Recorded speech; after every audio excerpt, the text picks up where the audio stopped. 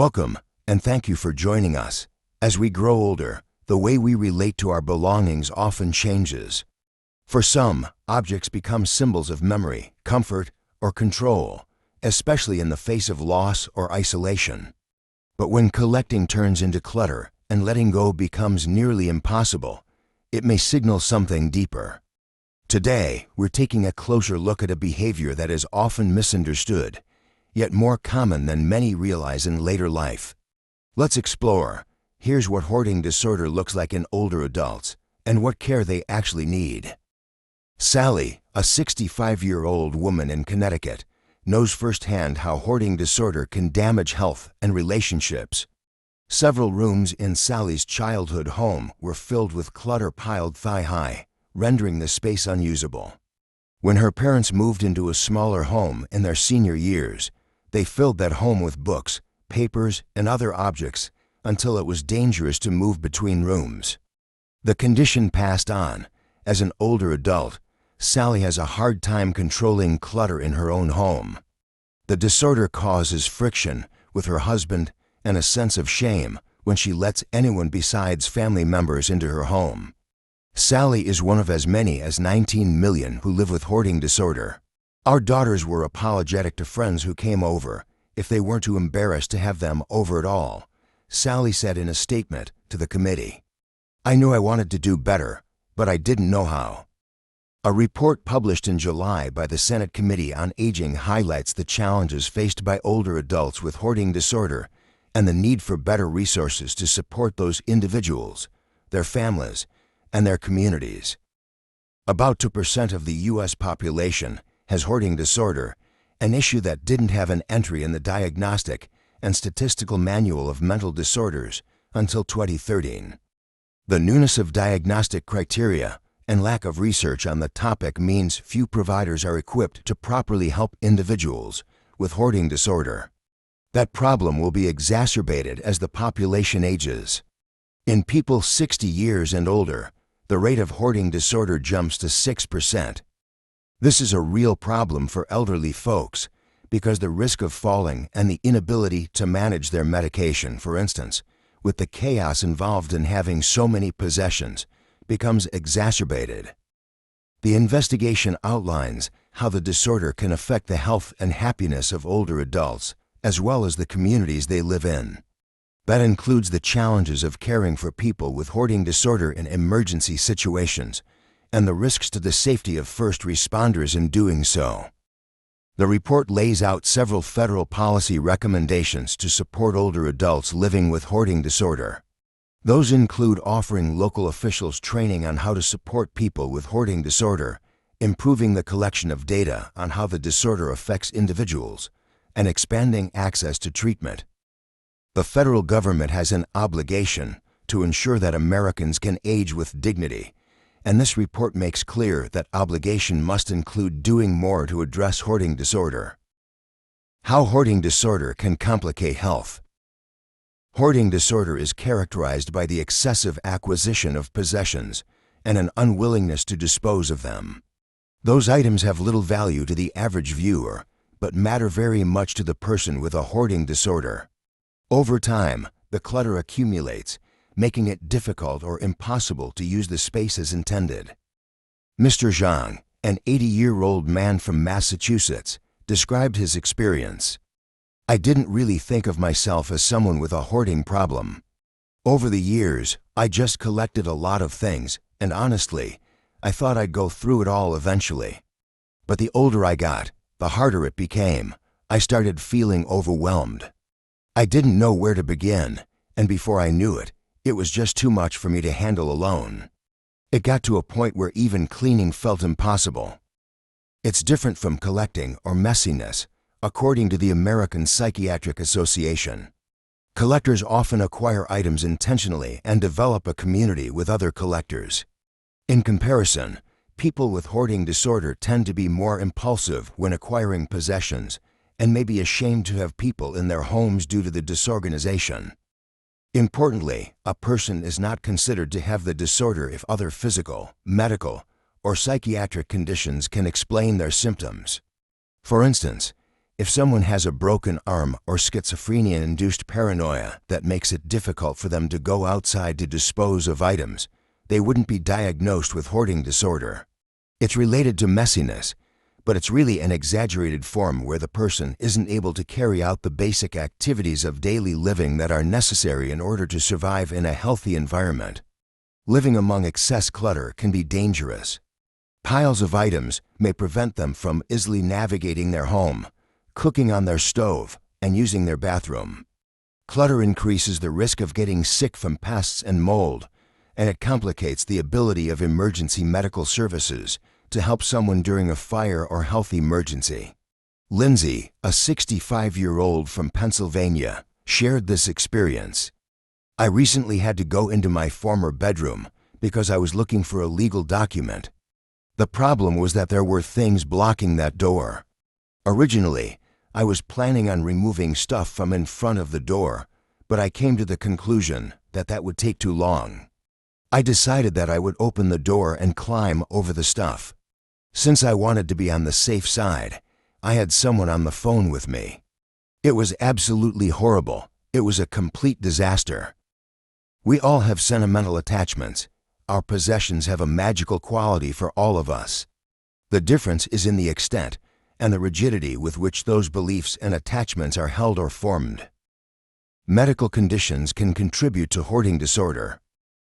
About 2/3 of people with hoarding disorder report at least one chronic and severe medical condition, according to the report. The most common of these include arthritic conditions, sleep apnea, head injuries, and diabetes. People with hoarding disorder also tend to have a higher body mass than other people, which is also linked to certain chronic diseases. Gia, 57, from Texas, described it this way. "In 2000, I developed relapsing-remitting multiple sclerosis. This condition reduces my physical strength and stamina, making it very difficult for me to lift, carry, and sort the possessions I have hoarded. Relapses render me essentially bedbound. However, the most significant factor complicating my recovery from hoarding disorder is that I was born legally blind. Having low usable vision only in one eye means that when I look at a pile of hoarded items, it looks two-dimensional to me. I am unable to visually distinguish the individual items. My limited vision causes me to underestimate how much stuff I actually have." Research suggests that as many as 84% of people with hoarding disorder are diagnosed with at least one other mental health condition. For instance, many people with hoarding disorder also have symptoms of attention deficit, hyperactivity disorder. That can make it more difficult for them to coordinate their health care and get to appointments on time, which could lead to poorer health outcomes. While scientists know the two disorders are related, it's not clear whether one causes the other. Regardless, living with depression can make it more difficult for someone to address their hoarding behaviors. Sally, 65, from Connecticut, opened up about what she went through. "Depression was certainly a comorbidity with my mother from early on, and eventually with both parents. My mother suffered with trauma of several sorts as a child, including having much of what she owned sold out from under her. Hoarding was part of her response. It doesn't age well, and neither does depression. The combination is ugly. Cleaning out their home when they passed was a nightmare. They could not bring themselves to accept our help when they were living." Why hoarding disorder becomes a problem for older adults. Scientists aren't yet sure why, exactly, some people develop hoarding disorder. The condition tends to run in families, but there may be other reasons why hoarding behaviors arise. Items can bring joy and identity. If someone gets rid of their sewing machine, then that would mean that they're no longer somebody who sews. If they get rid of their sports equipment, that means that they're no longer an athlete. So sometimes the objects are very intertwined with identity, too. Symptoms of hoarding disorder may first appear at around 11 to 15 years old. But the disorder often doesn't become problematic until later in life. There are a few reasons why someone's hoarding behaviors increase later in life. Their parents may die, leaving behind a house full of items that hold sentimental value. Hoarding disorder is also associated with attention deficit problems, which may exacerbate as people's cognition declines in later years. Lindsay, 65, from Pennsylvania, recalled the moment vividly. As far back as I can remember as a child, there were always things around. I am soon to be 65 years old. It hasn't helped that we live in a 3-story house with a basement and attic. My mother didn't throw out some of my baby clothes until I was older, and by then there were things all over the house. There's a room on the first floor that is completely inaccessible and has lots of furniture in it, and while there are things that will have to be sold, they do carry an emotional price. People with hoarding disorder who live alone have a harder time managing their possessions. If they had a spouse who passed away, for instance, it may become more difficult to control clutter in their home. People with hoarding disorder are often embarrassed to host people in their homes due to the clutter. That's an especially big problem for older adults, who tend to be particularly lonely. Nearly a quarter of older adults are socially isolated, which can lead to several health problems. Family members and loved ones that don't understand hoarding disorder typically can be very highly critical, and there can be a lot of interpersonal tension between family members, leading to even more isolation. What does treatment look like? Cognitive behavioral therapy is the current best treatment for hoarding disorder. That cognitive behavioral therapy can alleviate some symptoms of hoarding disorder for many patients. At present, however, the treatment isn't a cure. There are simply not enough clinicians who know how to treat hoarding disorder. The committee emphasized the need to educate more mental health professionals on this topic.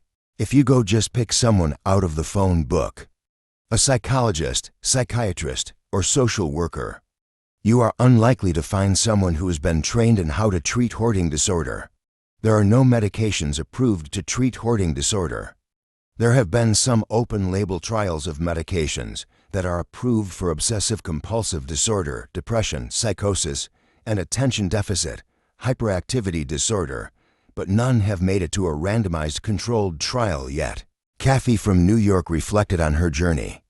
At this time, the best treatment is CBT therapy, and many experts suggest the Buried in Treasures 16-week workshop and book. I have done both and it seems to help, but it's not a cure-all. I'm still slowly working through the psychological issues, and that is helping me to let go of the clutter. The stuff was like a protection, a security blanket when I felt unsafe. How to support a loved one with hoarding disorder. Supporting people with hoarding disorder frequently requires a host of agencies and organizations. That could include elder services, health departments, child welfare departments, animal control, landlord associations, and more. But the first people to be impacted by someone's hoarding behaviors may be their family. Maureen, 80, from Connecticut, offered this heartfelt perspective. People often make negative remarks, and that doesn't help a thing. What we need are more people out there willing to listen and help, making good suggestions, being positive. It's important to help people who clutter to know that there's help. They're not in this alone. There's lots of people in this situation. Sally, 65, from Connecticut, shared a painful memory.